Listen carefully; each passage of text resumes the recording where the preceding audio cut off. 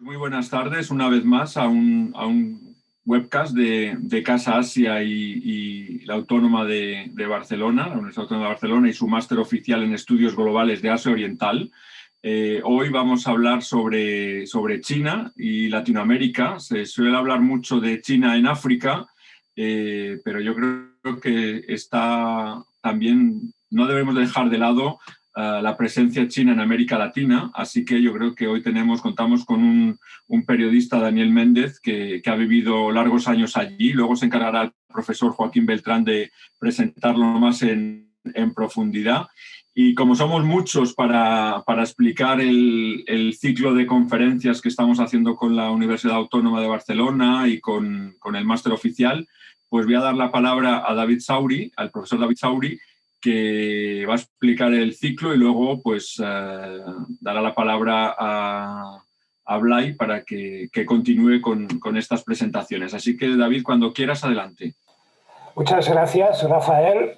Bienvenidos a este tercer evento del ciclo de conferencias que estamos organizando vinculadas como ha dicho Rafa, al máster en Estudios Globales de Asia Oriental. Estamos llegando al ecuador del ciclo. Esta es la tercera conferencia y un total de 6. Hemos tenido conferencias sobre cambio climático, energía en Asia. Tuvimos también una conferencia sobre el K-pop de Corea. Hoy, como ha comentado Rafa, toca una conferencia sobre el papel de China en América Latina y tenemos programadas 3 conferencias más. El próximo 27 de mayo, una cultural sobre cine japonés, sobre Kurosawa. El 10 de junio, otra de tipo ambiental, sobre conflictos ambientales en Asia Oriental. Y una última sobre gobernanza global el mes de julio, ¿no? Estamos muy satisfechos de momento cómo está yendo el ciclo, con una participación bastante importante y con debates bastante intensos y muy enriquecedores, ¿no? De agradecer a Casa Asia la colaboración en la organización del ciclo, también a la Facultad de Traducción e Interpretación y al Departamento de Traducción e Interpretación de la Universidad Autónoma de Barcelona, y también al grupo de investigación Gregal, que han todos colaborado en este ciclo de conferencias.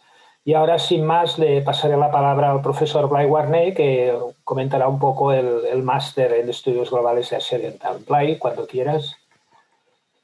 Muchas gracias, David. Muchas gracias. Bien, es un placer estar nuevamente aquí en ya nuestra segunda casa, en Casa Asia. Gracias a todos por vuestra asistencia. Permitirme ahora que comparta pantalla unos segundos para poder presentaros el máster en Estudios Globales de Asia Oriental, nuestro máster oficial. De hecho, como sabéis, como decía el profesor Sauri, coordinador del máster en Estudios Globales de Asia Oriental, este ciclo de conferencias lo realizamos a través de ir desgranando los contenidos de nuestro máster, un máster que hemos empezado en este curso académico y que el año que viene volvemos a lanzar. De hecho, ya está abierta la preinscripción. ¿Por qué? Porque, como hoy trataremos, Asia Oriental es, de hecho, una de las zonas más dinámicas del planeta, tanto por las corrientes económicas, por el volumen de su producción, por los flujos financieros que de hecho disemina en todo el mundo, tanto como las influencias culturales o los desplazamientos humanos que de hecho atraviesan todo el planeta. La Universidad Autónoma de Barcelona lleva más de 30 años estudiando estas dinámicas. De hecho, empezamos en la década de los 80 con la enseñanza de las lenguas, con el chino, con el japonés, más tarde con el coreano. En la década de los 90 y de los 2000 empezamos a desarrollar la investigación y a mediados de los 2000 cristalizó todo ello en el grado de Estudios de Asia Oriental, y hoy tenemos con nosotros al profesor Joaquín Beltrán, que de hecho fue uno de sus artífices y promotores. ¿Todo esto dónde nos lleva? Pues nos lleva a un itinerario en el que en los últimos 10 años hemos estado consolidando nuestra arquitectura de estudios, y esto nos permite en la actualidad lanzar este máster oficial en Estudios Globales de Asia Oriental. Un máster que aúna el enfoque tradicional de los estudios de área, es decir, el conocimiento intensivo de una región del planeta como es Asia Oriental, con el enfoque más novedoso y realmente potente de los estudios globales. ¿Por qué? Pues porque es imposible entender la actualidad y hoy tenemos un ejemplo de de ello en la conferencia de Daniel, la actualidad de Asia Oriental es imposible entenderla sin entender su impacto económico, social, cultural, político en el mundo. De eso trata nuestro máster en estudios globales de Asia Oriental. Trata de China, Japón, Corea, y trata de un Asia Oriental que se ha desbordado, que traspasa sus límites regionales y se convierte en un polo de influencias globales en torno al cual gravitan las corrientes que caracterizan el mundo contemporáneo. Bien, os invito a todos y a todas a visitar nuestra página web. Como veréis, es un máster de un año, un máster que es 50% en inglés, 50% en castellano. No se requiere ningún conocimiento de lenguas de Asia Oriental para cursar este máster, y tenemos especialistas en nuestro programa de estudios, especialistas invitados que expresamente trabajan en nuestro máster como docentes. Os invito a visitar nuestra página web, como digo, a ver nuestro programa de estudios, los módulos que trabajamos, desde los productos culturales, los discursos representacionales, las identidades transnacionales, todo lo que tiene que ver con las industrias culturales y su impacto en el mundo, el K-pop, el J-pop, el manga, el anime, el cine, la literatura, el boom de la literatura china, la literatura japonesa, la literatura coreana y, por supuesto, todo lo que tiene que ver con la geopolítica, la economía y el medio ambiente. Bien, simplemente recordaros que, como decía al principio de esta breve intervención, la preinscripción en el máster está abierta y estaremos muy contentos de contar con vosotros, de informaros, tanto David como yo, si tenéis cualquier consulta sobre nuestro programa de estudios o sobre cómo aplicar al mismo, y estaremos muy contentos de poder contar con vosotros el año que viene en nuestra clase para seguir construyendo juntos el conocimiento sobre Asia Oriental, que es lo que estamos haciendo en este ciclo de conferencias, desgranando los contenidos de nuestro máster y contribuyendo así a construir entre todos el conocimiento de Asia Oriental. Bien, muchas gracias. Te devuelvo la palabra, David. Dejo de compartir pantalla y vamos a lo que hoy nos congrega, que es la entrevista, la conferencia con David. Muy rápidamente, el acto presentará al ponente, el profesor Joaquín Beltrán. Como ha dicho Blay, es una de las personas fundamentales en el máster y en estos estudios de Asia Oriental en la Autónoma. Él es director del Departamento de Traducción e Interpretación, y luego también le hemos pedido que, aparte de presentar al ponente, lleve también la sesión de preguntas, que se hará a través del chat. O sea, si tenéis preguntas, por favor, utilizar el chat, y tendremos, supongo, tiempo para ello. Sin más dilación, Joaquín, cuando quieras. Muchas gracias, David, y gracias también a Blai Warné por organizar este ciclo de conferencias, y a Casa Asia por acogerlo, y por la invitación para presentar al ponente que vamos a tener hoy. Daniel Méndez Morán estudió periodismo, es licenciado en periodismo y en estudios de Asia Oriental por la Universidad Autónoma de Madrid. Yo le conocí, y vamos a hablar un poco a partir de un blog que marcó un antes y un después, que se llama Chai China. Él estuvo en China durante 7 años, fue con una beca ICO a la Universidad de Beijing, a Peitá. Estuvo 2 años allí en Peitá y puso en pie, de hecho, como resultado de su estancia en Peitá, y de su prolongada después estancia en China, publicó un libro en el año 2012 que se titula Universitario en China. Así son los futuros líderes jóvenes nacidos en los 80, que os recomiendo. Es una visión desde dentro de la universidad, cómo llegan los jóvenes, quiénes son, cuáles son sus expectativas, cómo funciona el sistema universitario chino. Está enmarcado en esa época, pero básicamente continúa siendo válido. Os lo recomiendo.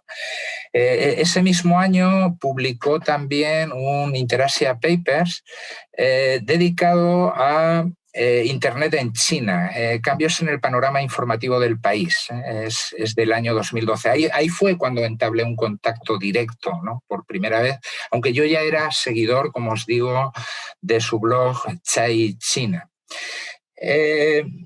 Después de 7 años en China, siendo también colaborando como periodista con distintos medios de comunicación, como El Confidencial, Radio Francia Internacional, El Tiempo, Es Global, entre otros, además de este trabajo de freelance que lo que le hizo fue...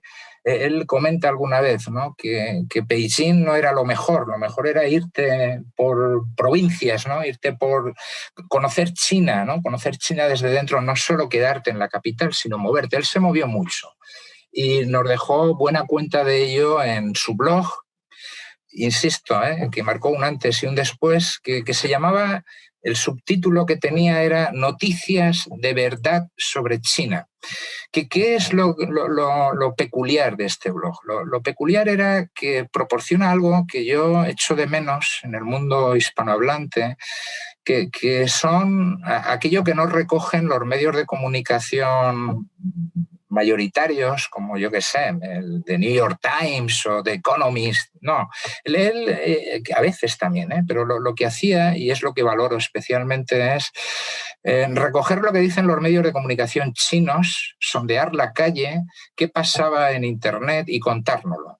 Traducir textos chinos, de noticias chinas, y eso no es habitual, eso de verdad que se echa de menos. Todavía queda alguna experiencia en inglés, pero muy poco. Pero en cualquier caso, cuando se va de China, va a América Latina en el año 2014, pasa un año por América Latina, de México a Chile, Argentina, recorre toda América Latina, haciendo un trabajo de reportaje intenso, entrevistando a muchas personas de todo tipo, entre ellos, y creo que es importante comentarlo, a chinos latinoamericanos, personas de origen chino que viven en Latinoamérica o recientes emigrantes, pero no solo, funcionarios, expertos, periodistas, personas normales y corrientes, empresarios, etcétera, etcétera. Tiene una gran cantidad de testimonios que plasmó en un libro que se titula 136, el plan de China en América Latina. Es un libro publicado en el año 2019 y está accesible, si lo buscáis enseguida lo podréis encontrar. Es importante este trabajo que él hace, insisto, por la profundidad del mismo. El periodismo suele ser rápido, suele ser una noticia de hoy para mañana, buscando titulares espectaculares. Bueno, él se lo toma con calma, dedica todo un año, recoge mucha información y la plasma en un libro de 400 páginas, para que os hagáis una idea. O sea que os lo recomiendo encarecidamente. De hecho, hoy, y ya le doy paso a Daniel Méndez, nos va a hablar precisamente de este tema, ¿no?, de un tema importante que es la presencia china en América Latina, los vínculos de América Latina con China. América Latina, bueno, ya nos lo comentará él, ¿no?, es muy diversa, ¿no? Es complicado unificarla, ¿no? Y él es capaz de reflejar esta complejidad a partir de 5 países, pero incluyendo información del resto, de algún modo, aunque se fija especialmente en cinco países, ¿no? Y ya acabo, México, Brasil, Perú, Argentina y Chile. Un placer poder presentarte, Daniel, y cuando quieras te dejo la palabra y a ver si vuelves con Chai China, que lo echo de menos. Muchísimas gracias, la verdad. Muchísimas gracias por la presentación. Muchísimas gracias. La verdad es que es un placer para mí estar en esta sala y estar en tan buena compañía con gente que sabe tantísimo sobre Asia y sobre China. Así que muchísimas gracias por la invitación. Un placer estar aquí. La verdad es que como ya vamos mucho de introducción y la verdad es que Joaquín Beltrán ha hecho una presentación tan completa y detallada sobre mí, no me voy a extender mucho más. Sencillamente un poquito profundizar en esa visión que comentaba Joaquín y que la verdad es que me siento bastante identificado. Yo soy una persona que me gusta mucho el mundo académico, que he coqueteado hasta cierto punto con el mundo académico dando charlas y conferencias y esa parte me parece que es muy importante, ¿no? Entonces yo siempre intento dar esa visión global. Muchas veces los periodistas vamos a un sitio, vamos a un lugar, vemos algo y nos pensamos que esa única muestra es representativa del todo, y por eso es importante tener esa visión desde fuera. Pero también me gusta mucho, como decía Joaquín, la visión de calle, ¿no? La visión un poquito más a pie de calle. Y bueno, quería un poquito mostrar esa duplicidad un poco, que es también de lo que voy a intentar hablar en la charla, que es por un lado la versión más oficial y por otro la visión más a pie de calle. Este soy yo, mucho más joven, hace bastantes años ya en China. ¿De qué vamos a hablar hoy o de qué me gustaría hablar antes de pasar a las preguntas? Primero voy a hacer una muy breve presentación de China como nueva superpotencia, un poco por ponerlo en contexto, qué tipo de potencia es China, por qué podemos hablar si China es una nueva potencia, sí o no.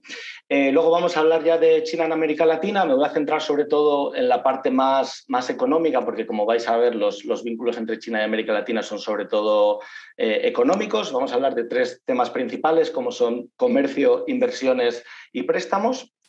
Después pasaré a hacer una breve presentación de lo que es la política exterior de China en América Latina, que está directamente vinculado también a su proyección económica.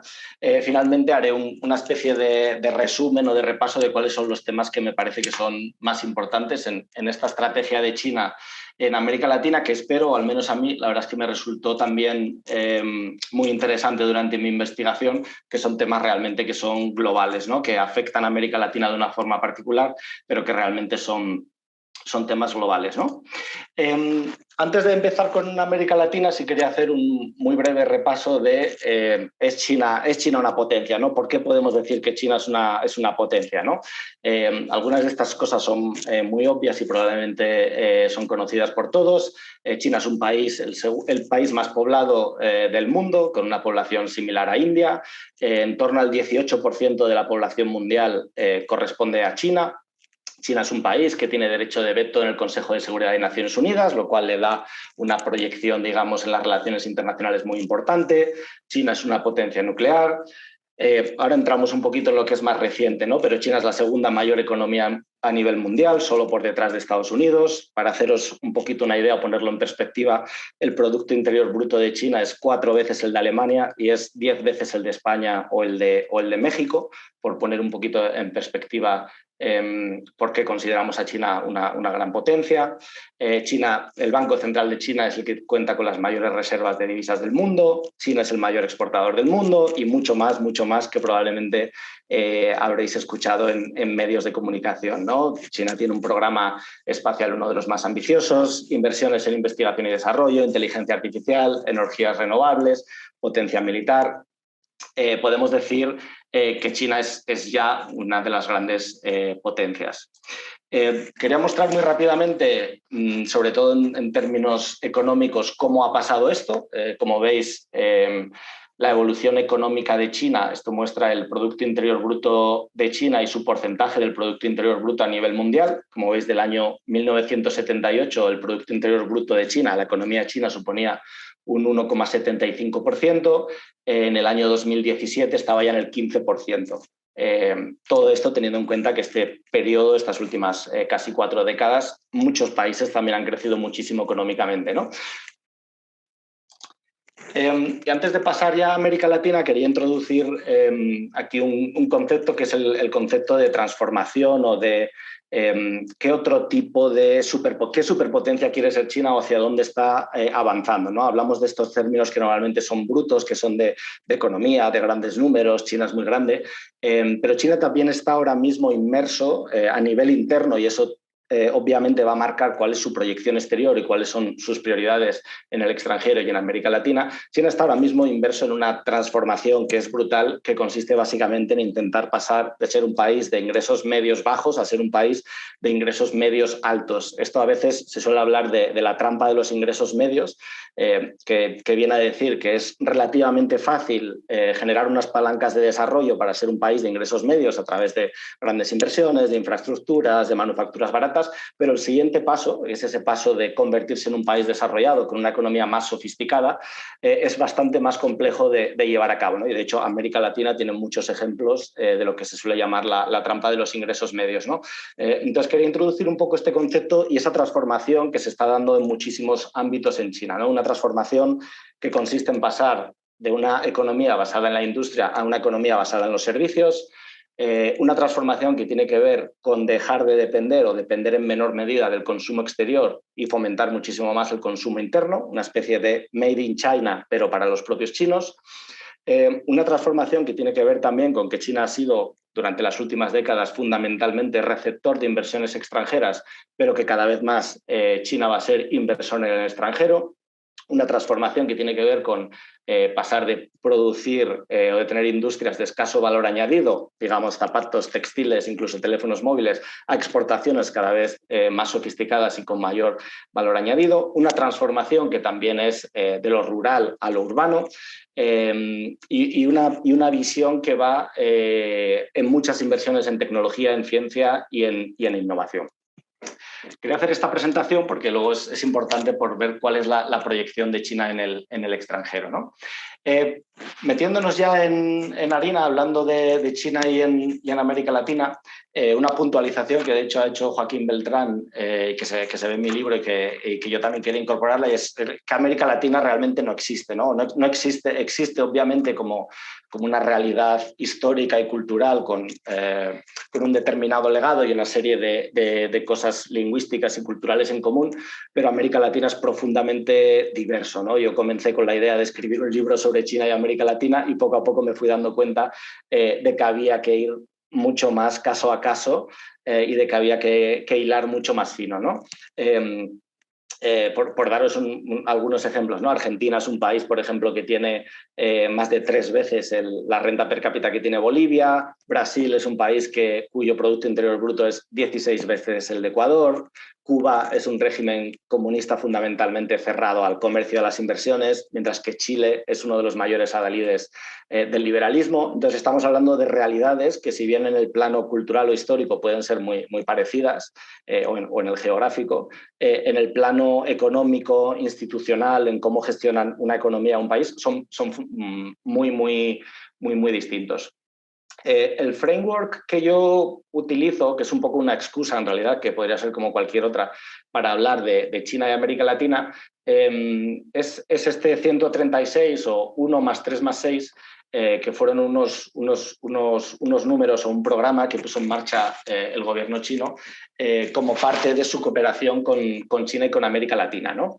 El número 1 se refiere, digamos, a este plan genérico, ¿no? A este programa. Es un programa que se presenta junto a los países latinoamericanos y que muestra un poco esta idea de China de tener un plan, ¿no? De tener una estrategia hacia una región en concreto y poner en marcha una serie de políticas públicas y poner en marcha una serie de palancas para lograr esos objetivos.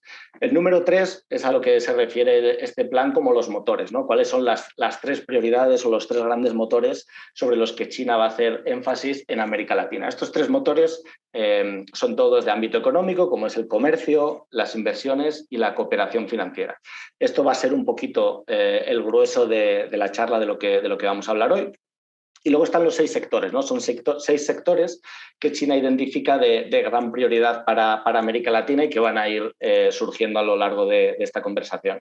Entre ellos están energía y recursos naturales, construcción de infraestructuras, agricultura, manufacturas, innovación científica y tecnológica y tecnologías de la información. Vamos a ir ya con el primer tema, que es el comercio. Voy a dar un montón de cifras o de datos por poner en perspectiva cómo es el comercio de China con América Latina, pero también por tener esa visión a pie de calle. El comercio es una palanca que significa normalmente atraer inversiones a tu región, significa tener un tejido industrial, significa generar puestos de trabajo, significa poder exportar, significa ser competitivo a nivel internacional. Tiene una serie de ventajas que obviamente beneficia normalmente a los países que más comercian, ¿no? Quería hacer esta puntualización antes de ver todas las cifras y todos los números. Como sabéis, China es la gran potencia, una de las grandes potencias comerciales en el mundo. Su punto, digamos, de inflexión, el momento en el que China comienza a despegar, es en el año 2001, cuando entra de forma oficial en la Organización Mundial del Comercio. A día de hoy podemos decir que China es ya uno de los grandes socios de América Latina en su conjunto y también a nivel individual. Podemos hablar ya de que China es el segundo socio comercial de América Latina, solo por detrás de Estados Unidos, pero ya por delante del conjunto de la Unión Europea. Hay algunos países en los que China es especialmente importante y que es ya el primer socio comercial, como son los países de Brasil, Perú, Chile o Uruguay, y tiene una presencia bastante sólida de forma individual, no a través de acuerdos globales, pero en los principales bloques comerciales que existen en la región, ¿no? Ya sea con el NAFTA, que incluye Canadá, Estados Unidos o México, la Alianza del Pacífico, donde están incluidos Chile, Colombia, México y Perú, precisamente con una proyección hacia Asia muy importante, o ya sea con el Mercosur, ¿no? Donde estarían englobados Argentina, Brasil, Paraguay, Uruguay y Bolivia, ¿no? China está de forma, en términos prácticos, muy integrado en todos estos mercados, tanto como importador como exportador. No solo eso, sino que también en los últimos años ha comenzado a firmar tratados de libre comercio, ¿no? Cada vez más, como sabéis, los tratados de libre comercio básicamente suponen todavía un bajón mayor de aranceles entre dos países, más allá de lo que se estipula en la Organización Mundial del Comercio, y los que ha firmado hasta ahora son con Chile, Perú y Costa Rica. Un punto importante aquí a mencionar también es que para China, América Latina es un lugar en el que le permite también diversificar una parte importante tanto de sus importaciones como de sus exportaciones, ¿no? Sobre todo a partir del año 2008, donde hubo un gran descenso del consumo en regiones como Estados Unidos y Europa. China se ha volcado mucho en intentar llegar a otros mercados, América Latina es uno de ellos, y también desde el punto de vista de la importación, ¿no? Como vamos a ver ahora, China importa sobre todo materias primas o productos primarios de América Latina. Para China supone también depender menos de otros productores o de otros exportadores que puedan estar en Asia o en Oriente Medio, ¿no? También es una región que le permite diversificar su comercio.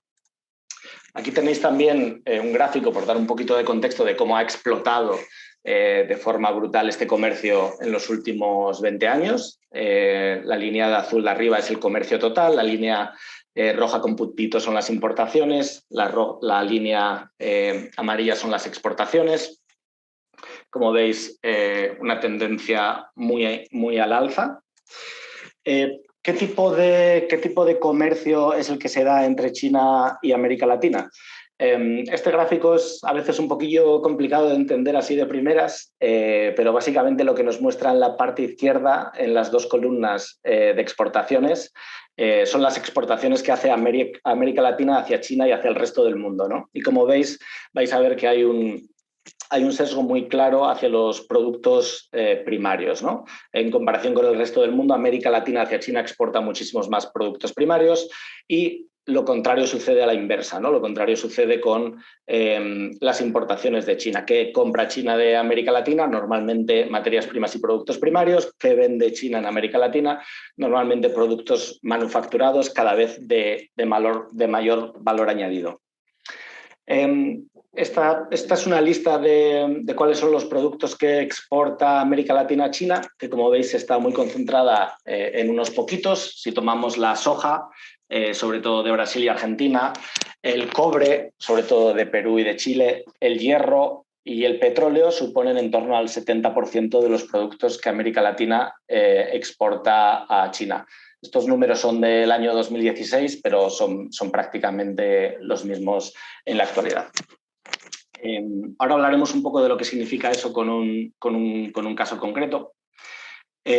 Una clasificación que se ha hecho tradicionalmente en las relaciones entre China y América Latina es marcando un poco las diferencias productivas o de modelo económico entre lo que es Centroamérica y México, digamos Centroamérica y Norteamérica dentro de América Latina, y Sudamérica, ¿no? Centroamérica y México han sido tradicionalmente y siguen siendo países con una industria manufacturera importante. Ahí está el caso conocido de las maquilas de México. Y en esta región del mundo normalmente la influencia de China se ha visto como una especie de desplazamiento de los productores locales, ¿no? Digamos que en términos muy sencillos se ha visto, digamos que en México y Centroamérica han salido perjudicados del ascenso de China, ya que China les ha desplazado en muchos de estos rubros relacionados con las manufacturas, mientras que Sudamérica se ha visto tradicionalmente como una región que se ha visto más beneficiada, sobre todo de esa demanda muy importante de materias primas, ¿no? Cuando tú eres un país que te dedicas a producir manufacturas y llega un competidor a la baja que te quita tu puesto, esto tiende a perjudicarte. Cuando tú eres un país que tiene una estrategia de exportar materias primas y tienes al otro lado un comprador que básicamente te lo compra todo y que incluso hace que el precio de todas las materias primas suban, eso te va a beneficiar, ¿no? Eso se ve también un poco en este gráfico en lo que son los saldos comerciales, qué países tienen superávit comercial con China y cuáles no, qué países venden más a China de lo que compran. Como veis, algunos de los que tienen superávit son precisamente por esas exportaciones de materias primas, como pueden ser Brasil, Venezuela o Chile, y los que tienen, digamos, déficit comerciales son fundamentalmente de Centroamérica y con México de una forma muy destacada. Uno de los casos concretos, un poquito también por llevarlo más a tierra y poner casos concretos, es el caso de México, ¿no? Que es uno de los casos también más estudiados, precisamente por eso, ¿no? Precisamente porque México es uno de los países de América Latina que tiene una industria más desarrollada, sobre todo, no solo, pero sobre todo en la zona norte de México, en esos 3.000 kilómetros de frontera que tiene con Estados Unidos. México en su momento y de forma adelantada a lo que hizo China varias décadas después, ha creado un contexto institucional y unos incentivos que básicamente lo que han generado es que muchas industrias, sobre todo de Estados Unidos, pasen la frontera, se sitúen al otro lado en México, se aprovechen de unos costes de mano de obra más baratos y se dediquen a exportar al mercado estadounidense, ¿no? ¿Qué pasa cuando China monta algo parecido, pero mucho más grande y, digamos, por decirlo así, mucho más barato o mucho más competitivo en el medio y largo plazo? Es una competencia que ha habido en estos últimos años en distintos sectores, ¿no? Una competencia en el propio mercado mexicano, una competencia para vender a los propios mexicanos todo tipo de productos, una competencia muy importante también por el mercado estadounidense, por simplificarlo un poco, quién le vende los ordenadores a Estados Unidos, quién le vende la ropa a Estados Unidos. Una competencia también muy importante en las cadenas globales de insumos, es decir, cuando tú tienes una fábrica en México, tú vas a exportar un producto, normalmente vas a necesitar importar. ¿De dónde lo importas, ¿no? Lo compras en el propio país, en México, o lo importas de China. Y también una competencia, aunque en menor medida, que tiene que ver a la hora de atraer inversiones extranjeras, ¿no? Cuando tú eres una empresa y quieres invertir para dedicarte a la exportación, ¿dónde inviertes, ¿no? ¿Inviertes en México o inviertes en China, ¿no? Esto ha generado una gran polémica en México, que vamos a ver ahora con un caso concreto. Estos son algunos gráficos que muestran las exportaciones a Estados Unidos, primero de México y luego de China. Como veis, México exportaba más a Estados Unidos hasta el año 2002-2003 y eso cambia de forma radical en esa época. Un déficit comercial que tiene México muy grande con China, es sin duda alguna el más grande de toda América Latina. Y también, bueno, por dar una muestra de la dimensión y de cómo han cambiado los dos países, las dos regiones, una gráfica que muestra las diferencias a la hora de captar inversión extranjera entre los dos países. Esto, como os decía, ha generado mucha polémica en México a nivel institucional, a nivel de calle, a nivel político, y uno de los ejemplos más notorios es el caso del Dragon Mart Cancún. El Dragon Mart Cancún era un centro de exposiciones de productos chinos que se intentó organizar en la zona de Cancún, que es una zona estratégica desde el punto de vista sobre todo de las conexiones aéreas, lo cual pues, podía permitir que muchos compradores, tanto de Centroamérica como de propio México, fueran allí a ver estos productos.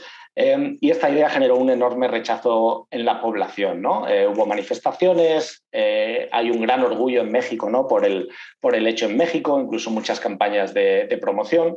generó tanto rechazo que finalmente este proyecto no se consiguió, no se llevó a cabo, ¿no? y fue cancelado. Es una historia sobre la que se han escrito ríos de tinta en México.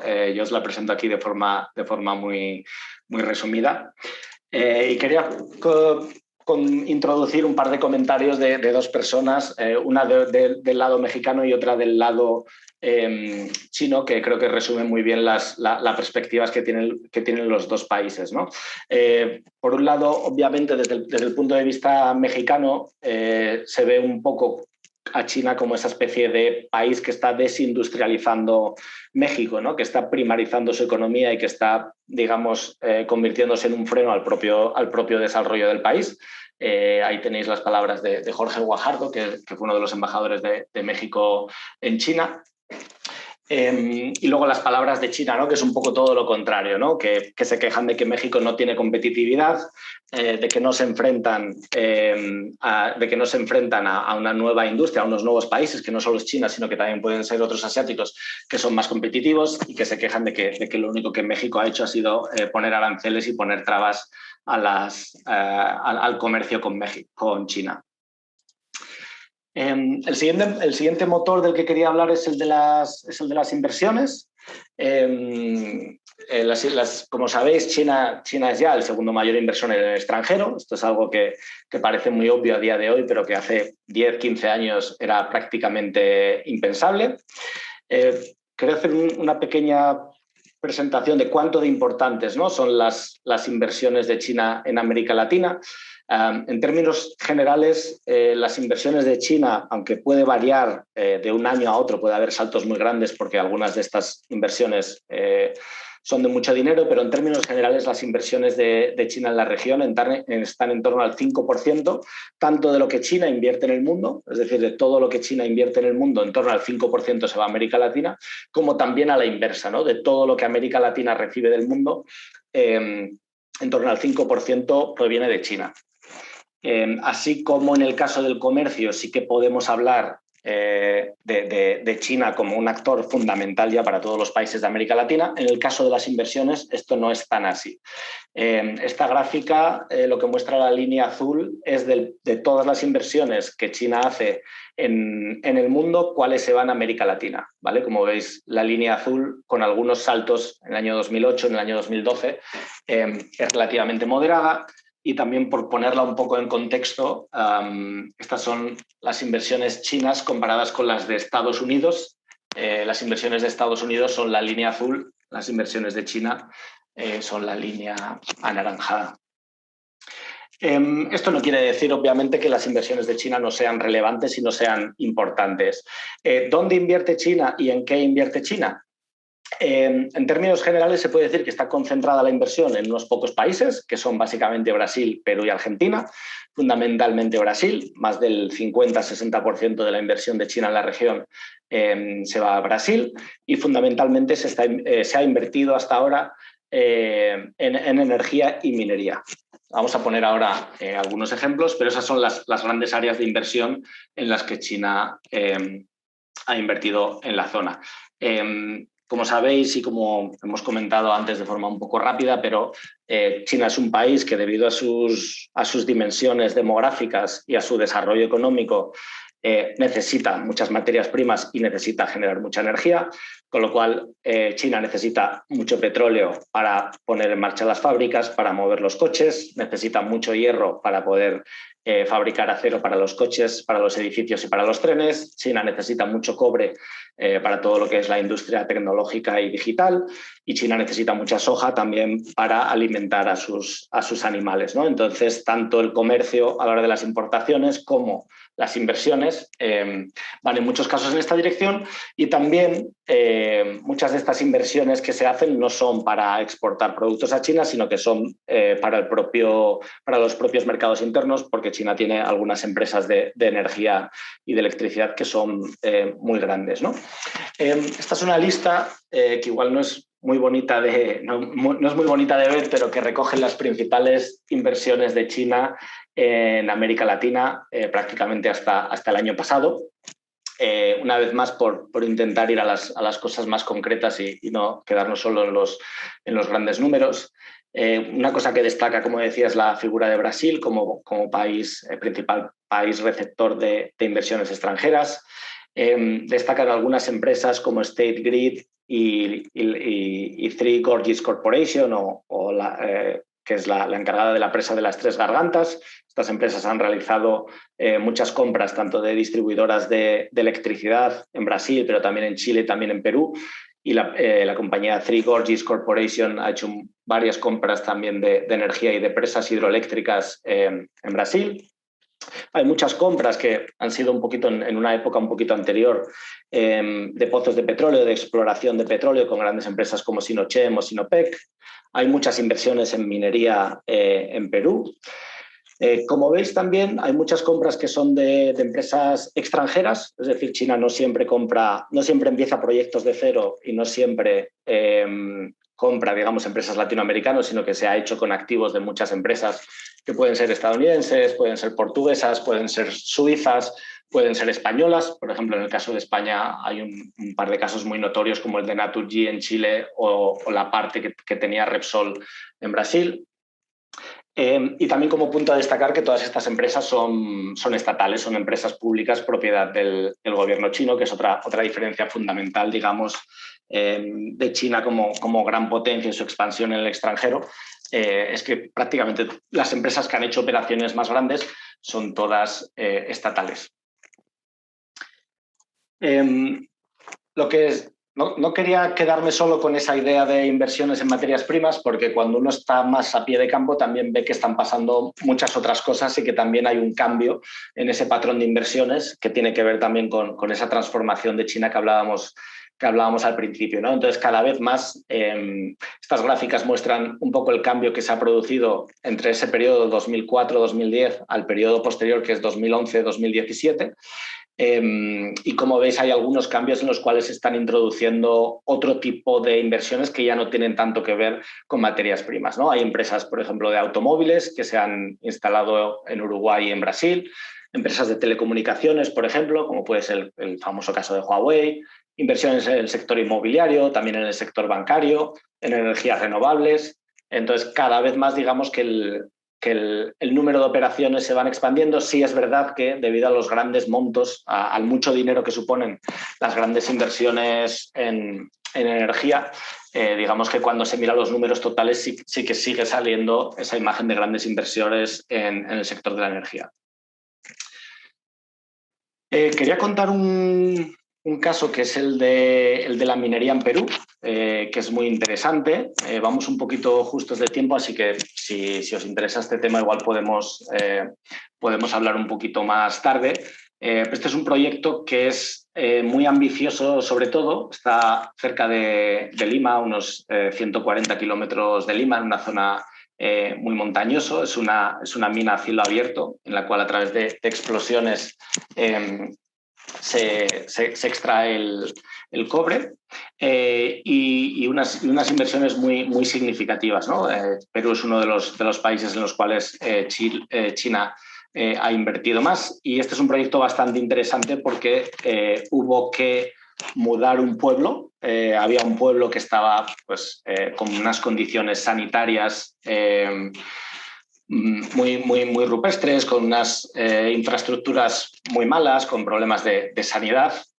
Y China, para poder realizar este proyecto y poder explotar esa mina, ha construido un pueblo totalmente nuevo, un poquito más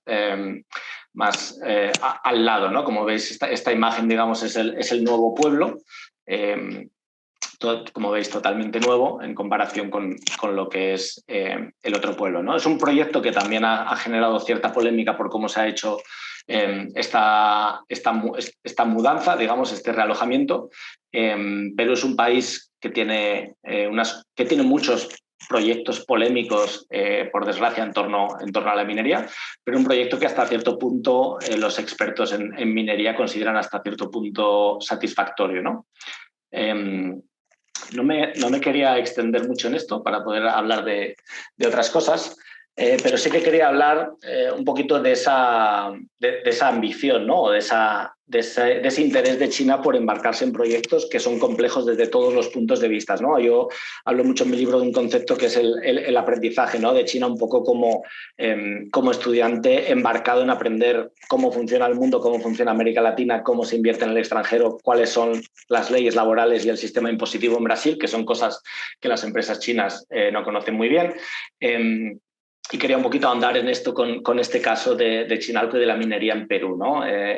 Chen Tuqing, que es un ex embajador de China en Brasil, que además le gusta mucho hablar con los medios de comunicación, era conocido por eso, lo ponía así de esta forma, ¿no? Decía, esta fase es muy difícil, las empresas chinas van a pagar para aprender, pero todo se aprende pagando, ¿no? China sabe que tiene mucho que aprender y sabe que una de las formas que tiene para hacerlo es básicamente a través de inversiones, ¿no?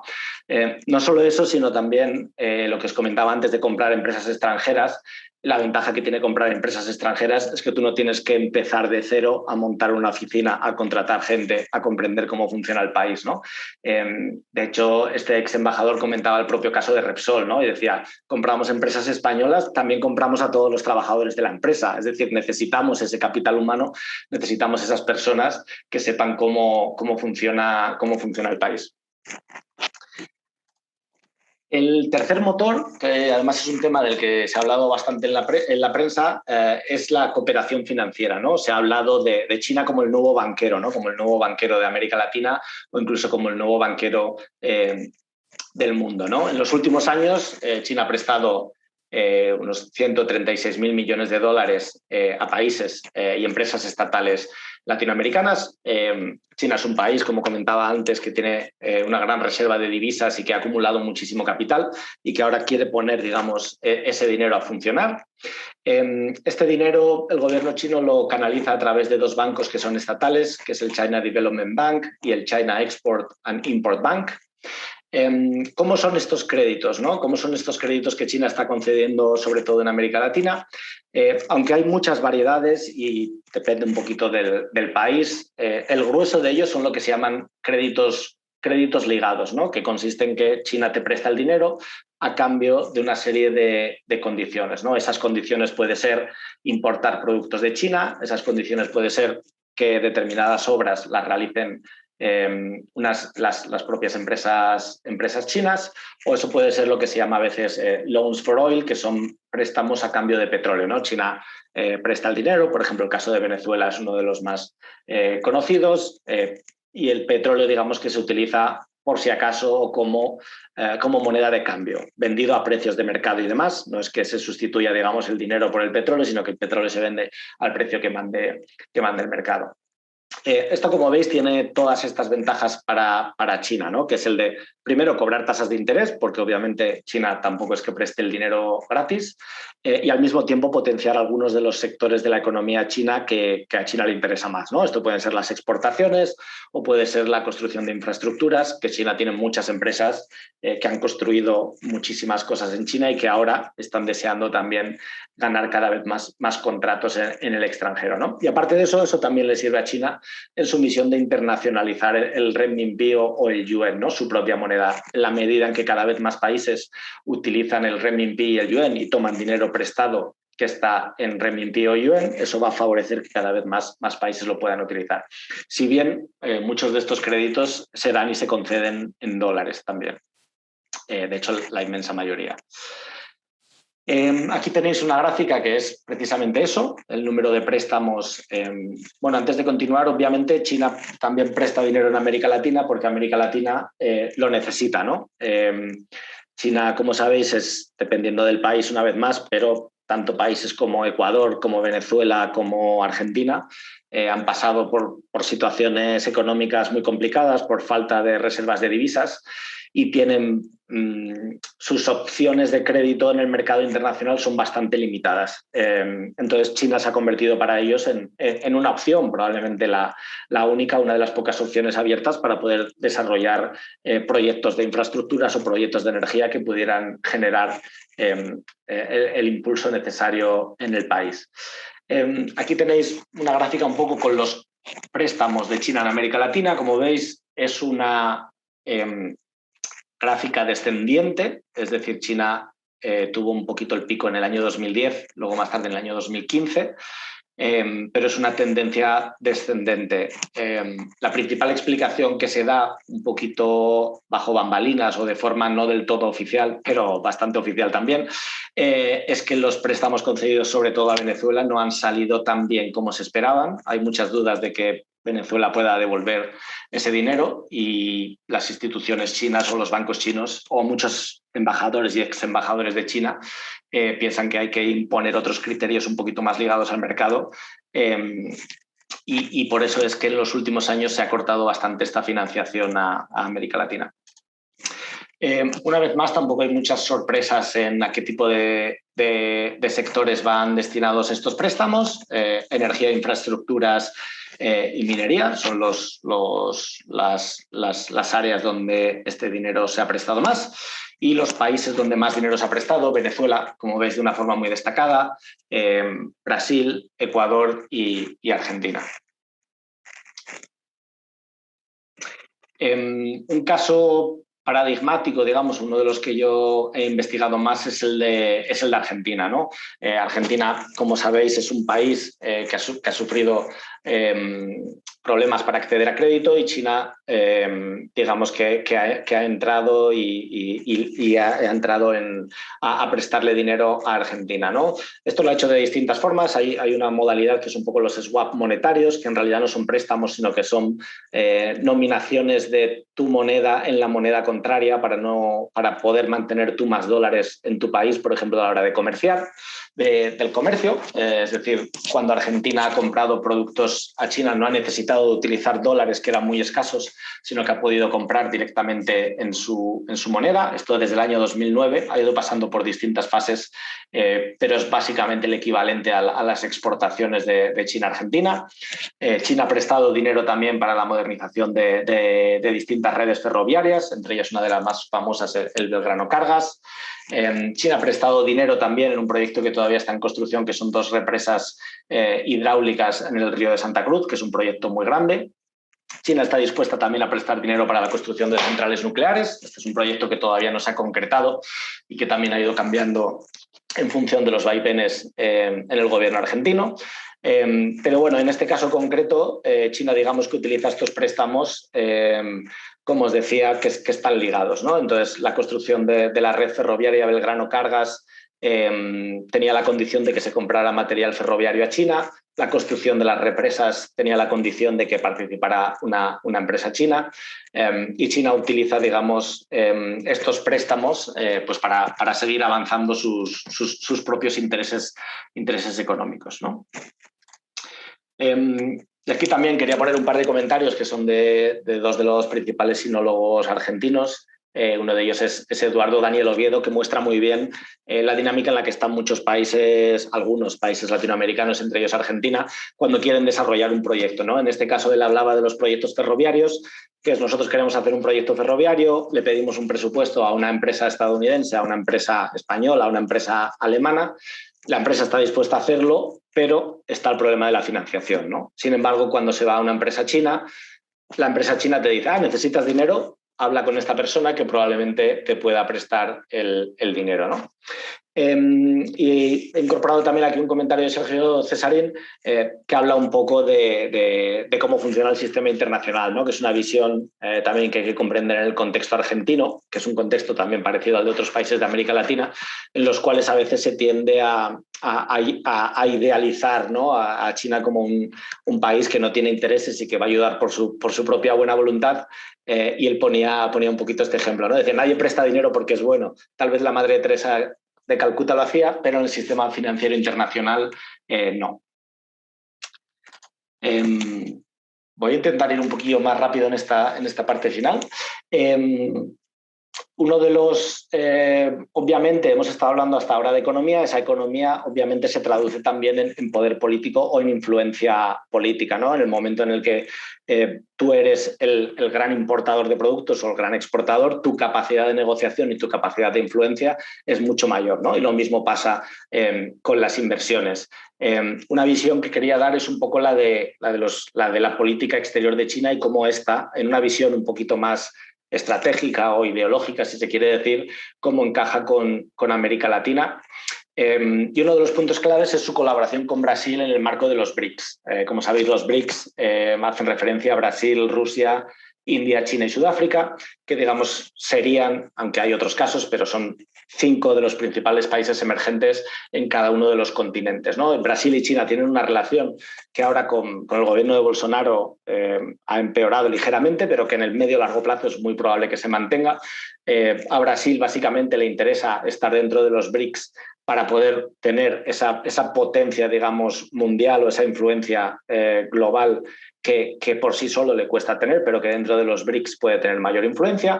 A China le interesa mucho potenciar toda la cuestión de los BRICS porque le sitúa como un país emergente preocupado por el desarrollo de los países del sur, ¿no? China potencia mucho todo lo que sea abrir el abanico de las relaciones internacionales a los países del sur, a los países en vías de desarrollo, ya sea a través del G20, ya sea a través de modificaciones en las estructuras del Fondo Monetario Internacional, del Banco Mundial, respecto a la Organización de Naciones Unidas, una menor dependencia del dólar, una postura compartida en el cambio climático, oposición a intervenciones militares. China es muy vocal en este tema y en América Latina, en muchos países, en particular en algunos como Brasil, encuentra mucho eco y encuentra muchas sinergias. Un caso muy reciente, digamos, sería la llamada diplomacia de las vacunas, ¿no? Este gráfico muestra tanto países que han tenido vacunas o han recibido vacunas de China o vacunas de Rusia.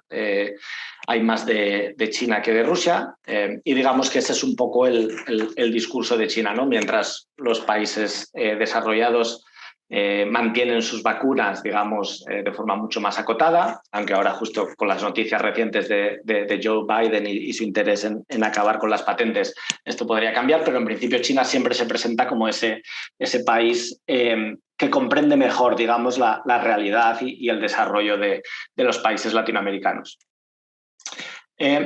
No quería acabar sin mencionar muy rápidamente también el tema de Taiwán.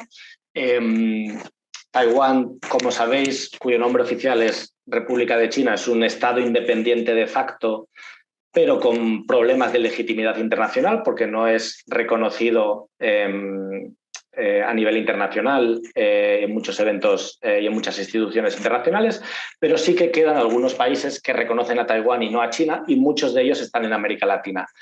A día de hoy todavía el 60% de los países a título individual que reconocen a Taiwán están en América Latina.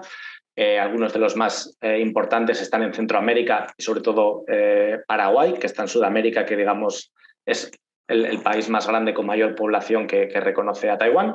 Y como veis también en los últimos años ha habido varios países, por decirlo así, que han cambiado de lado, ¿no? Que han roto sus relaciones con Taiwán y que las han incorporado con China.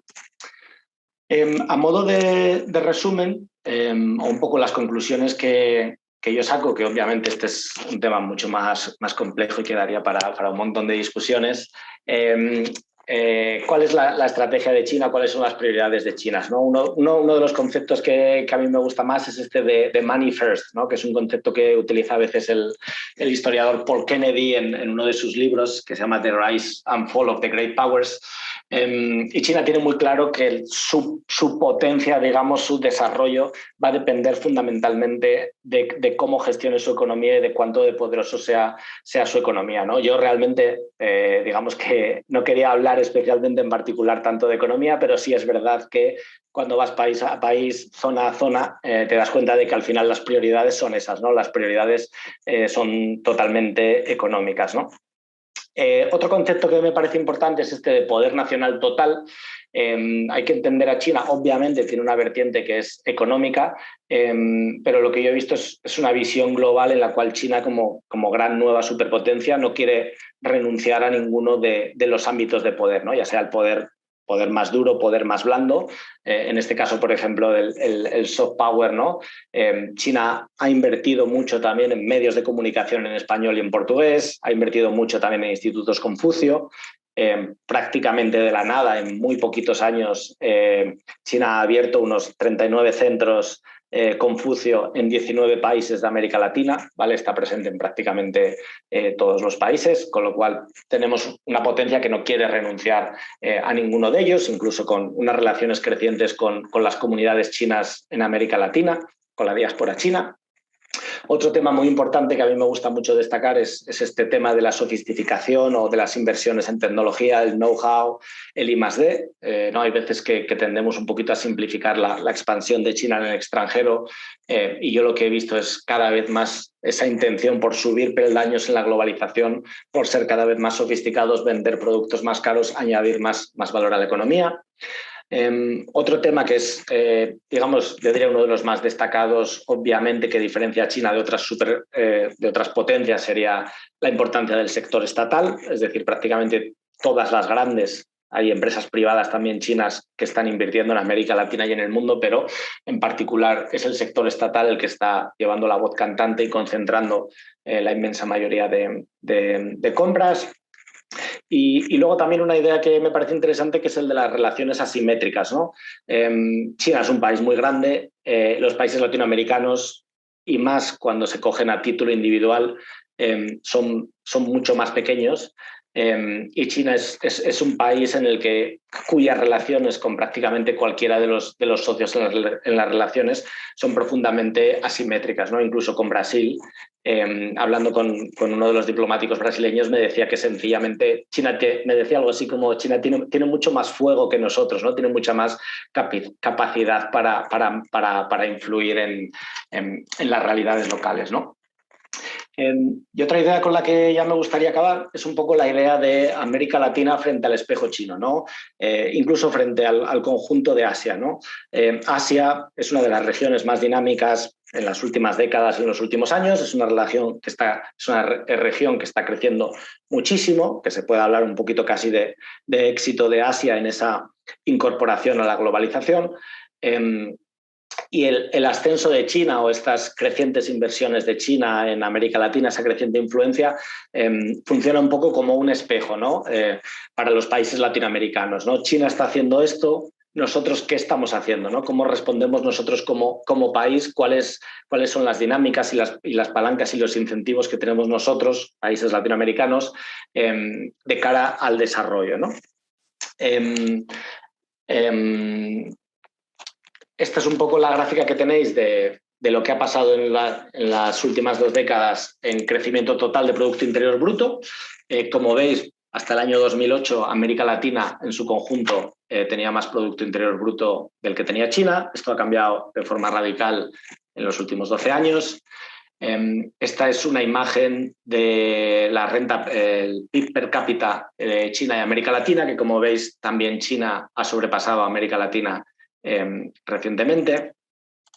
Entonces, un poco la conclusión uno de los comentarios que escuché de muchos expertos latinoamericanos es un poco esa incluso frustración, ¿no? De ver cómo China ha conseguido generar todo ese desarrollo económico, cómo ha conseguido generar ese crecimiento a nivel nacional con empresas que son capaces de salir fuera de sus fronteras, de producir en otros países, de competir en tecnología y de comprar empresas europeas o estadounidenses, mientras América Latina, aunque obviamente hay excepciones, pero en su conjunto tiene una dinámica que es un poco más descendiente o decreciente, ¿no? Por eso es un poco esta última reflexión que es esa, ¿no? La de China tiene un plan y América Latina. Y bueno, si os parece, podemos ahora dar paso a las preguntas.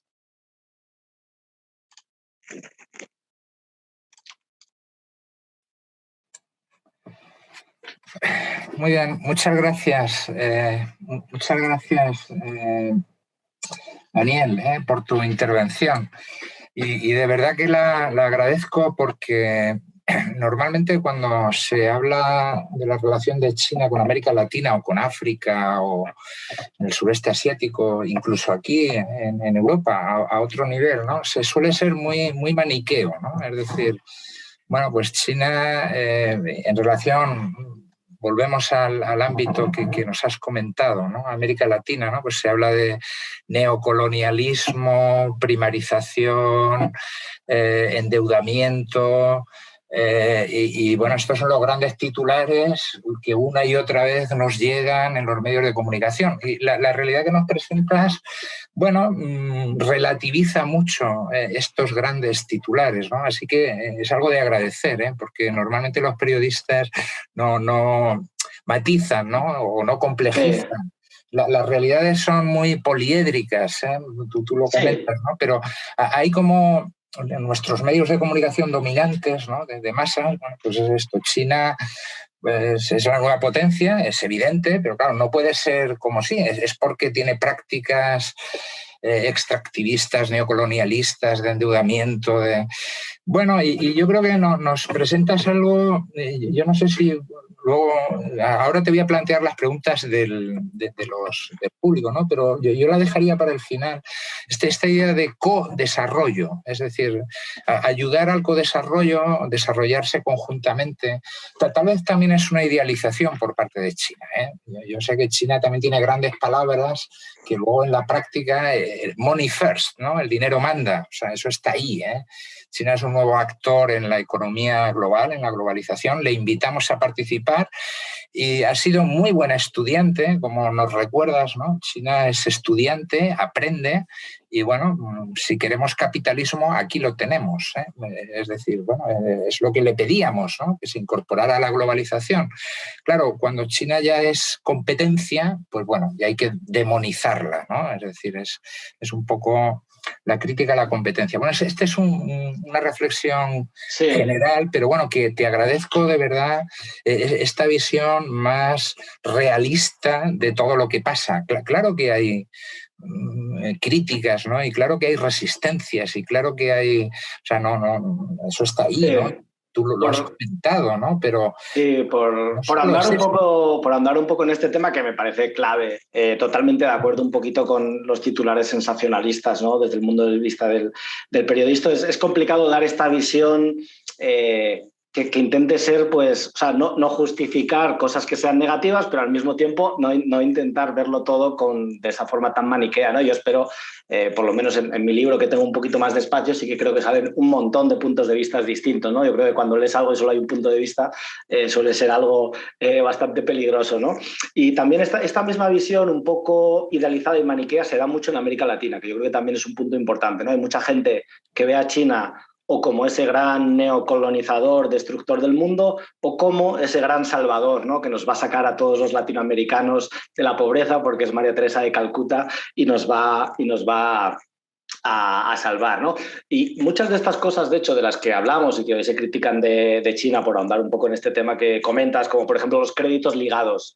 Los créditos ligados es algo que han hecho prácticamente todos los países y que todavía siguen haciendo. España los hizo con China, de hecho, aunque ahora parezca una locura, pero hubo una época en la que España, a través del Ministerio de Exteriores, daba créditos ligados a China para que empresas españolas pudieran exportar a China. China tomó, cuando necesitaba de necesidades financieras, créditos ligados también de Japón, de hecho créditos por petróleo. Hubo una época en la que China exportaba petróleo a Japón con estos créditos ligados, ¿no? Que parece un poco locura pensarlo hoy, pero era totalmente así, ¿no? Y el tema del codesarrollo que mencionas, sin caer en idealismos, obviamente, porque China tiene sus prioridades, yo sí lo he visto mucho en Brasil, por ejemplo, en cooperaciones científicas. China y Brasil tienen varios acuerdos que tienen que ver, por ejemplo, con las exploraciones espaciales, con el lanzamiento de satélites al espacio, llevan colaborando desde los años 80, con exploraciones en alta mar de petróleo, con proyectos de plantas eólicas también en Brasil y con la utilización de biodiesel, de biocombustibles en lugar de petróleo. Y ahí sí que el feedback que yo recibí de Brasil, de los expertos brasileños que estaban en el proyecto, es que probablemente Brasil no le estaba sacando todo el partido que debería, pero casi más por problemas intrínsecos de Brasil que por problemas de China, ¿no? Y sí que me comentaban que con China, tanto por la distancia, porque está muy lejos y eso a veces, tener vecinos, a veces es más complicado colaborar con los que están cerca que con los que están lejos, pues disputas geoestratégicas, ¿no? Por ejemplo, con Argentina. Y sí que me comentaban que había un poco esa voluntad de que eran un poquito más flexibles, por ejemplo, con el tema de las transferencias de tecnología. Muy bien, muchas gracias. Bueno, ahora continuamos, pero voy a transmitirte preguntas que se han hecho. Perfecto. A ver, Inma San Juan comenta, tiene dos preguntas, ¿no? Una es si las normas de exportación de algunos países latinoamericanos, si son más laxas con China, es decir, si hay diferencias, si con China hay menos aranceles, etcétera, ¿no? ¿Sabes? Es un poco que se facilita el comercio con China frente al comercio con otros, ¿no? Como si hubiera una diferenciación. ¿Cómo en principio no, salvo los países que tienen tratados de libre comercio. Si tú tienes un tratado de libre comercio, como es el caso de Chile, obviamente tanto para importar como para exportar, ya sea Chile exportando a China o China exportando a Chile, ahí sí que los aranceles son mucho más bajos. En el resto de casos, en principio, no debería ser. Si acaso hay casos en los que puede ser al revés, ¿no? Por ejemplo, el entorno de Mercosur o de Brasil suele ser un entorno un poquito más proteccionista, pero en términos generales no hay normas oficiales mayores o menores, salvo que sean tratados de libre comercio o que sean acuerdos bilaterales ad hoc, pero en principio no debería haber. Bueno, este es un comentario más de Inma San Juan. Parece ser que te conoce y te echa de menos. Dice, ¿por qué te nos fuiste de Latinoamérica? Que no nos hemos recuperado. Bueno, lo dejo aquí, luego habláis vosotros. Pues muchas gracias, Inma. Un saludo. Continuamos. Miguel Echaniz Goñi te pregunta si puedes decir algo sobre el proyecto chino del nuevo canal de Nicaragua en competencia con Panamá. Pues sí, a modo de resumen, es uno de estos proyectos zombie que yo llamo. Hay varios de estos de China en América Latina que se anuncian a bomba y platillo y que no se acaban llevando a cabo. Era un proyecto súper complejo desde el punto de vista técnico, que tenía oposición por parte de algunos grupos medioambientales y que, al parecer, por lo que a mí me ha llegado de diplomáticos chinos, no contaba realmente con el apoyo del gobierno. Parece ser que fue más una aventura a título privado del empresario chino en concreto, que una apuesta, digamos, de China por hacer el canal de Nicaragua, y parece ser que no es viable. Además, el canal de Panamá ahora recientemente ha tenido una ampliación.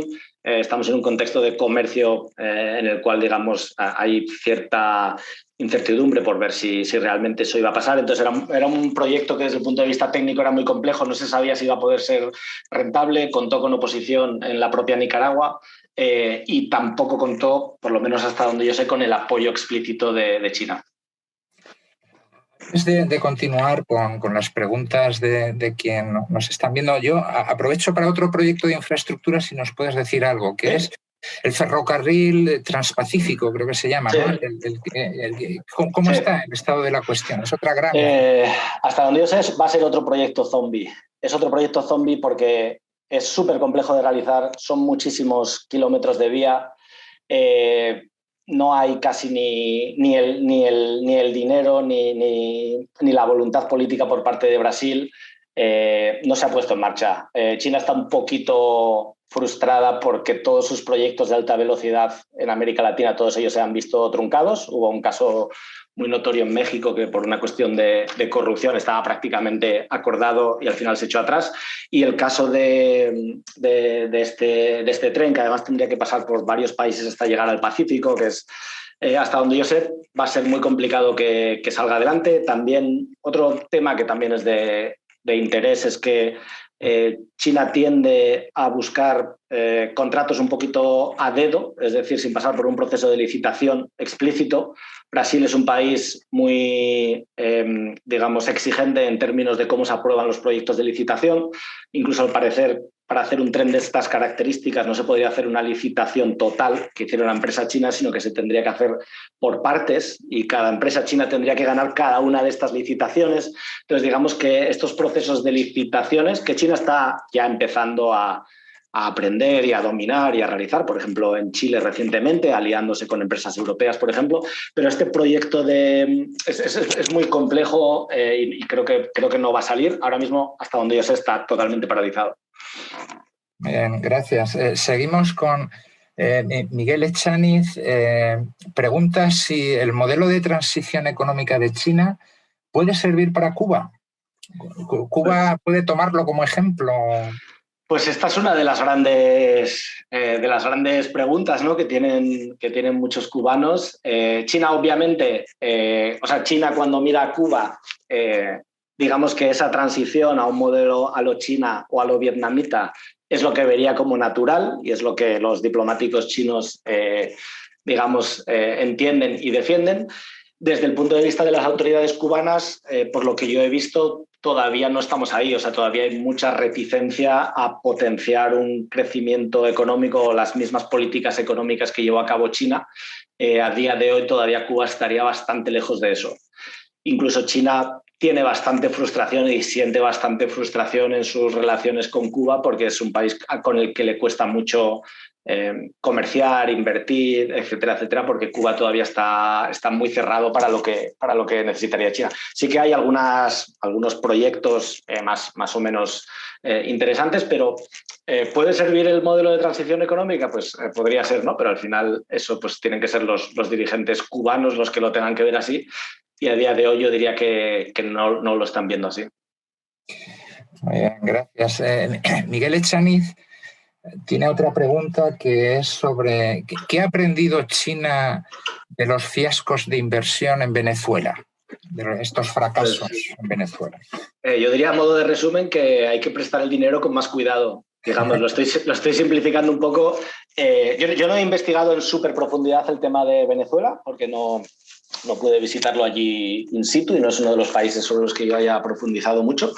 Pero lo que sí me han dicho diplomáticos chinos es precisamente eso, ¿no? Que hay que ser un poquito más cuidadoso con cómo se presta el dinero, con qué condiciones y a qué países, y tomar decisiones que sean un poquito más basadas en la realidad de los países y de los mercados, y tal vez no desde un punto de vista tan ideológico, por decirlo así, aunque supuestamente China ha mantenido un cierto distanciamiento con Venezuela en su enfrentamiento con Estados Unidos y ha intentado de forma explícita, digamos, no apoyar ese discurso tan antiestadounidense, pero sí que sobre todo el tema de los préstamos es algo que yo sé que a China le ha salido mal y que se están replanteando esa política de préstamos, se la están replanteando. Yo creo que esa es la lección aprendida. Siguiendo con esto, y antes de otra pregunta del público, ¿cuál crees tú que es la posición de China, no solo en América Latina, también África, otros países, en cuanto a la deuda? Esta idea de condonar la deuda, ¿no? De perdonarla, parece ser que puede ser un instrumento en determinados momentos, ¿no? Yo te perdono la deuda y tú me apoyas a nivel global, yo qué sé, votando en la ONU, lo que sea, por decir algo, ¿entiendes? Sí. Es decir, como el cambio de pagar deudas, condonar deudas a cambio de apoyo político, entre comillas. No sé si entiendes. ¿Cómo ves tú esto? A ver, yo el tema de condonar deudas per se no lo he escuchado mucho en China, en América Latina. Sí es verdad que en el caso de Venezuela se está hablando de reestructurar la deuda de una forma o de otra o de ajustarla a la nueva realidad. Eso sí es verdad. Sí es verdad la otra parte que tú comentas de en el momento en el que alguien te presta dinero, obviamente tú tienes una relación de dependencia, ¿no? Entonces, igual no la condonación de la deuda, pero sí que ha habido algunos casos, por ejemplo, el que yo mejor conozco es el de Argentina, en el cual en este caso fue Macri, cuando llegó al poder, intentó paralizar uno de los proyectos con los que el anterior gobierno se había comprometido, que eran las represas en el sur de Argentina. Y lo que se comentó en su momento es que China dijo, si paras ese proyecto, olvídate de financiación de aquí en adelante. Entonces sí que obviamente China, digamos que una vez que un país se compromete a devolver el dinero, a realizar ciertos proyectos, sí que luego utiliza, digamos, ese dinero para influir y para presionar a los países y para defender sus intereses. Igual no en el tema de la condonación de la deuda, pero bueno, no deja de ser algo parecido, ¿no? Si tú paralizas este proyecto, pues yo paralizamos los swaps de renminbi por pesos argentinos, paralizamos las exportaciones para el Belgrano Cargas, etcétera, etcétera. Y lo mismo en otras cuestiones, ¿no? Que tienen que ver pues, que puede ser con los derechos humanos en China, con Taiwán, etcétera, etcétera. China busca, digamos, un alineamiento, por lo menos una no intromisión de los países latinoamericanos en China, y China devuelve la moneda, ¿no? China tampoco es verdad que sea un país que en términos políticos per se se intrometa en los países. Bien, gracias. Y a ver, una última pregunta que veo aquí en preguntas y respuestas, te la traspaso. Dice, ¿Cuáles serían las dificultades que tiene China para seguir expandiendo más sus redes económicas en América Latina? Tomando en cuenta que varios países tienen a Estados Unidos como principal socio comercial, y pone el ejemplo de Guatemala y Honduras. Es decir, para ampliar más sus relaciones económicas, teniendo en cuenta que Estados Unidos todavía es el vecino del norte, bueno, ¿qué dificultades? ¿Qué crees? Es lo que pregunto.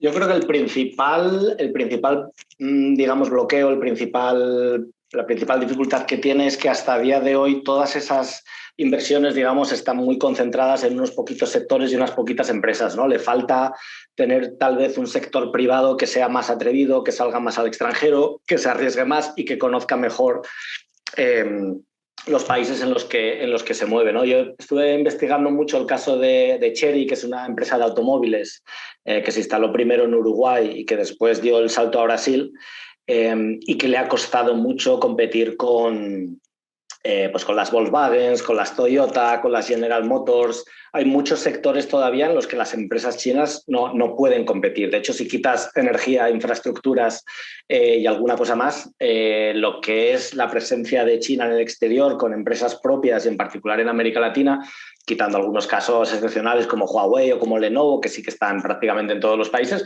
sí que le cuesta. Entonces yo creo que es ese salto de empresas estatales que tienen mucho dinero y compran activos de energía a empresas igual más privadas que se van metiendo más en otro tipo de sectores, ¿no? Que puedan ser más de servicios o de manufacturas. Yo creo que ese es el caso. Y el sector del automóvil, por ejemplo, es un caso súper notorio. Yo estuve en la fábrica de Chery que tenían en Brasil, porque la han vendido recientemente porque ha salido mal, y era una fábrica que podía producir 5.000 coches, una cosa así. La que estaba al lado de General Motors producía 50.000 coches y llevaban 50 años. O creo que el primer anuncio de General Motors en Brasil se hizo, no sé, a principios del siglo XX, ¿no? Entonces hay un camino ahí por recorrer que tiene que ver mucho con el conocimiento, con cómo se hacen las cosas, con cómo funcionan los mercados en el exterior, que yo creo que las empresas chinas todavía no tienen. Por ponerte un ejemplo y seguimos con el sector del automóvil, en muchísimos países como por ejemplo México o Brasil, la inmensa mayoría de personas que compran un coche, esto pasa en muchos países desarrollados, tú vendes el que tienes, vendes tu coche de segunda mano y compras otro, ¿no? Es un modelo que funciona muchísimo en muchísimos países. ¿Qué pasa? Que las empresas chinas esto no lo conocen porque básicamente en China no les ha dado tiempo a tener o sea, no les ha dado tiempo a cambiar coche, porque casi todos han comprado coche en los últimos 10 años. Entonces, son este tipo de pequeños pasos bueno, que no son pequeños, muy grandes, de comprensión de cómo funcionan otros mercados en los cuales a China todavía le queda mucho recorrido. Y yo creo que tiene que ver con eso, con el conocimiento, con el know-how, con aprender, con moverse a otro tipo de sectores que no sean intensivos en recursos naturales y con salirse de los sectores estatales que hacen grandes compras millonarias. Yo creo que China está en ello. También hay que tener en cuenta que América Latina es una región que le pilla bastante lejos a China y que antes de llegar a América Latina, pues igual van buscando otras prioridades todas estas empresas que estén un poquito más cerca de casa. Daniel, no tengo más preguntas. Yo animo, si alguien quiere preguntarle a este gran conocedor que ha vivido allí y ha recogido información de primera mano durante mucho tiempo, y de aprovechar, si queréis hacer más preguntas. Mientras tanto, yo te planteo una. Bueno, puedo seguir, pero mientras no nos digan nada. No, a ver, es el modelo chino, ¿no? Ya a nivel global. El modelo chino, ¿tú crees que es replicable? Es decir, ¿puede ser una alternativa a otros modelos o no? ¿O China es un actor en el capitalismo internacional más y no hay nada más allá del capitalismo internacional? ¿O en qué medida China, dentro del sistema capitalista internacional, es capaz de cambiar algunas reglas del juego o proponer alternativas? El codesarrollo sería un ejemplo, No sé, el modelo chino, ¿no? del que se habla, ¿no? A ver, China, sí. China, su modelo, digamos, ellos también lo que han hecho ha sido aprender de lo que han estado haciendo otros países y de repente meterlo en este popurrí suyo y transformarlo, ¿no? China, por ejemplo, ha copiado muchísimo de Singapur, de Japón, de Corea del Sur. Incluso yo cuento en mi libro un caso muy curioso que China también ha aprendido, por ejemplo, de las maquilas mexicanas, ¿no? O sea, hubo varios expertos chinos que han ido a aprender de cómo funciona eso, ¿no? Entonces yo creo que China sí que ha copiado de muchos otros países y muchas de sus políticas, por ejemplo, los bancos que prestan dinero chinos están prácticamente copiados de los que tenía Japón. Hay muchas cosas que China ha copiado, ¿no? Y el caso más notorio de copiar el modelo chino es Vietnam, ¿no? Por ejemplo, que es, obviamente tienes este partido comunista chino, digamos que la réplica o la particularidad de China es el tener un partido comunista chino que se embarca en estas grandes reformas económicas y que de pronto pasa a formar parte del capitalismo global, ¿no? Yo creo que obviamente creo que tomar todo el modelo chino o todo modelo de cualquier país y adaptarlo a tus circunstancias es muy raro que eso funcione, pero sí que he escuchado de muchos latinoamericanos que se plantean qué es lo que está haciendo China, cómo lo está haciendo y que se están planteando por qué no lo hacemos nosotros, ¿no? Un caso muy concreto tiene que ver precisamente con el tema de la investigación, ¿no? En el caso de Brasil, China y Brasil colaboran en distintos tipos de cooperaciones y me decía un diplomático chino, es que los chinos tienen una empresa que trabaja al lado de la universidad, de tal forma, ¿no?, que la empresa y la universidad comparten recursos y luego eso el Ministerio de Exteriores te apoya de otra forma, ¿no? Es esta especie de pack completo de China, ¿no? Y el brasileño me decía, no, yo no puedo hacer eso, yo si meto a la empresa y la junto con la universidad, me caen palos en la universidad porque tienen que estar las cosas separadas y demás. Entonces sí que hay algunas cosas concretas que igual sí que hay muchos países latinoamericanos y muchos otros países que se están empezando a replantear cómo poder hacerlo, ¿no? Y cómo intentar sacar partido de la globalización. Y en cuanto a la cooperación, sí que es verdad que hay algunos ámbitos en los que China puede ayudar y puede favorecer esa voz, digamos, de países en desarrollo, ¿no? El caso más concreto es, por ejemplo, el G20, ¿no? Es verdad que el G20 ahora parece que está un poquito más descafeinado, pero sí hubo un momento en el que parecía que el G7, G8 iba a ser cambiado por el G20 y sí que es verdad que cada vez más el G20 es como más importante, ¿no? Y eso es en parte gracias a China, que es uno de los países que empuja eso, ¿no? El tema, por ejemplo, de las patentes de las vacunas, que está muy de actualidad recientemente, ¿no? Yo creo que el hecho de tener un país como China que defiende de forma activa a través de sus embajadas y a través de sus políticos y de su política exterior, acabar con las patentes o, digamos, tener prioridad de que esas vacunas lleguen a los países en desarrollo, yo creo que sí que empuja a otros países a copiar o al menos a competir por ese discurso, mismo que sea un discurso, ¿no? Y sí que hay también casos concretos en los que por sus propios intereses, a China le interesa colaborar con países que están en un nivel de desarrollo más o menos parecido. Esto cada vez es más complicado porque China va cada vez subiendo más y cada vez las relaciones son más norte-sur.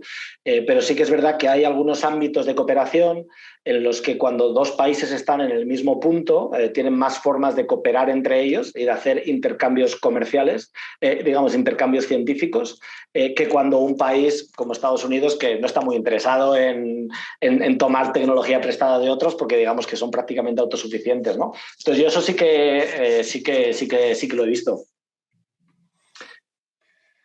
Otro ejemplo concreto también tiene que ver en el entorno de los BRICS, los cambios que se han llevado a cabo en el Fondo Monetario Internacional o en el Banco Mundial, que también han sido promovidos por China, ¿no? Que tienen que ver con que el reparto de votos sea más equitativo a la realidad económica actual y no a la realidad un poquito de después de la Segunda Guerra Mundial, ¿no? Hasta hace 4 días Bélgica tenía más poder de decisión en el Fondo Monetario Internacional que Brasil, ¿no? Entonces sí que es verdad que ahí hay una dinámica que igual no hay que caer en el idealismo porque China lo que va a hacer es defender sus intereses, pero sí que es verdad que en ocasiones sus intereses pueden converger y pueden estar en la misma línea de las que tienen países como Brasil o como Argentina o como Perú. Veo, todavía hay alguna pregunta más. Mira, Rafael Caro, te dice que fantástica presentación, yo estoy de acuerdo con él, y un par de preguntas. Si interactúa China con asociaciones multinacionales de América Latina, por ejemplo, Mercosur, ¿no? con estos bloques, y la otra es si crees que España debería o quiere jugar un papel en estas relaciones. Sí, Rafa es un buen amigo, de hecho, así que aprovecho para mandarle saludos. La respuesta a la primera pregunta, sí. China está en prácticamente todos los foros donde haya que estar. Está en Mercosur, obviamente no como parte de miembro de Mercosur, pero sí que está como oyente, como invitado en prácticamente todas las instituciones latinoamericanas, incluso a nivel de mucho más pequeño, ¿no? De agricultura, o sea, prácticamente de todo, sí que está China metido en prácticamente todas como observador en la Asociación Latinoamericana de la Organización de Países Latinoamericanos, en el Banco Interamericano de Desarrollo, está en todo. ¿Podría España jugar un papel en estas relaciones? Este es un tema que se ha hablado mucho, sobre todo desde España, la famosa triangulación. Que es verdad, obviamente España es un país con muchísimos intereses y con muchísima presencia en América Latina. Sí es difícil que España se convierta en un intermediario, porque China obviamente llega un momento en el que no necesita intermediarios y va directamente a tener relaciones con los países latinoamericanos. Pero sí que hay algunos casos, por ejemplo, en el ámbito de las infraestructuras, en las que las empresas españolas conocen muy bien en América Latina y saben cómo ganar procesos de licitación en estas regiones, en los cuales empresas chinas y españolas se están asociando, por ejemplo, para presentarse de forma conjunta en América Latina. Yo creo que ese es un poco de libro, es una cooperación en la cual España sí que podría, las dos partes se podrían beneficiar, aunque es verdad que puede también llegar un momento en el que desde el punto de vista estratégico las empresas chinas tampoco necesiten a las españolas para ganar contratos de licitación, pero a día de hoy sí que es así. Y luego hay algunos casos muy notorios que son de compras de empresas chinas a empresas españolas, ¿no? El caso de Repsol, que comentaba antes, en Brasil, o el caso de Naturgy en Chile, empresas españolas que quieren igual modificar sus modelos de negocio, tener menor exposición a las divisas latinoamericanas, centrarse en sus negocios core, igual abandonar el petróleo y centrarse en energías renovables. Y sí que las empresas chinas han optado por comprar empresas españolas. En la medida en la que España es un actor relevante en América Latina, pues habrá más compras, más ventas y más colaboraciones, pero pensar en que España va a ser un intermediario de China en América Latina igual es demasiado ambicioso. ¿En qué medida, en lo que comentabas antes, nos dice Fabiola, China está consolidando su esquema de cooperación sur-sur? Esta es una. Y ya la última, tanto Rafael Caro como Inma San Juan, lo que echan mucho de menos es tu blog, Chai China. Yo me sumo a ello. Y en concreto, Inma San Juan lo que dice es: ¿por qué te fuiste de China y nos dejaste tan solo? Bueno, ya lo dejo aquí, ¿eh? El tema de la cooperación sur-sur, yo creo que hay una paradoja, que es, en términos económicos, cada vez más las relaciones son norte-sur, con una China con una economía creciente que cada vez más presta dinero, exporta productos manufacturados, tiene cada vez más peso geoestratégico en el mundo, etcétera, etcétera. Entonces, las relaciones económicas, yo creo que en términos generales cada vez más van norte-sur. Pero, sin embargo, sí que hay algunos ámbitos de cooperación, por ejemplo, en el área científica, tecnológica o más de geopolítica global, o algunos otros ámbitos en los cuales esa colaboración sur-sur sí que se ve, ¿no? Por ejemplo, en el caso de las vacunas, ¿no? Chile prácticamente ha vacunado a su población con vacunas chinas. Pasa, por ejemplo, en el ámbito de los satélites. China ha exportado y ayudado a muchos países latinoamericanos, Bolivia, Ecuador, a mandar satélites al espacio, por ejemplo. Entonces sí que hay algunos ámbitos en los cuales esas relaciones sur-sur sí que se dan, ¿no? Otro ámbito, por ejemplo, muy destacado es el de la triangulación, un poco en este caso, entre Brasil, África y China, ¿no? Brasil es un país con muchos intereses en África, China también, y entonces ahí digamos que los dos también están colaborando y compitiendo al mismo tiempo también.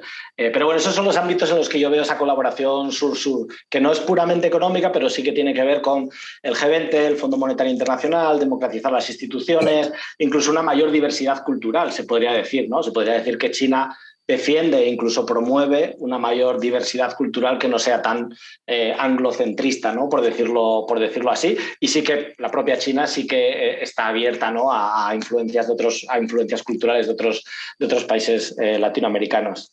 Y en cuanto a Chai China, pues muchas gracias por los comentarios. ¿Por qué me fui de China? Bueno, ¿puedo hablar de por qué me fui de China? Que tiene un poco que ver con una mezcla de todo, ¿no? De decisiones personales, de decisiones profesionales, etcétera. También hay un momento en el que uno necesita como una cierta perspectiva, ¿no? Alejarse un poco del país para poder verlo con otros ojos. Y fue esa combinación. Y China, sigo muy interesado, obviamente, en todo lo que tiene que ver con China. Y no puedo prometer nada, pero sí que me gustaría volver en algún momento. Muy bien, muchas gracias, Daniel Méndez, por habernos acercado a esta realidad de la relación de China con América Latina. Muchas gracias y bueno, ya lo dejo aquí y doy paso a para acabar. Gracias. Muy bien, pues nos hemos pasado al final más del tiempo previsto, pero ha merecido la pena. Realmente yo creo que ha sido una aproximación muy clara y como comentabas, Joaquín, no siempre desde el periodismo se aporta una visión con análisis, ¿no? Se va siempre un poco a lo inmediato o al titular y yo creo que ha merecido la pena. Yo no sé si tanto David como Blay queréis añadir algo o ya nos despedimos aquí. Yo, por mi parte, agradecer a Daniel una presentación magnífica y muy consistente, ¿no? Un dominio muy grande de las cuestiones de las que ha hablado y agradeceros una vez más a vosotros la ayuda por la organización y a Joaquín, por supuesto, por moderar y presentar el debate. Muchas gracias. También lo mismo y a emplazar a todo el mundo el día 27 de mayo, esta vez será con la circulación del cine japonés en el mundo. Muchas gracias, Daniel, una conferencia magnífica. Joaquín, muchas gracias por tu know-how para guiarnos en esto y Rafa y Yasmín, gracias como siempre a Casa Asia. Pues nada, nos vemos en la siguiente conferencia. Muchas gracias a los cuatro.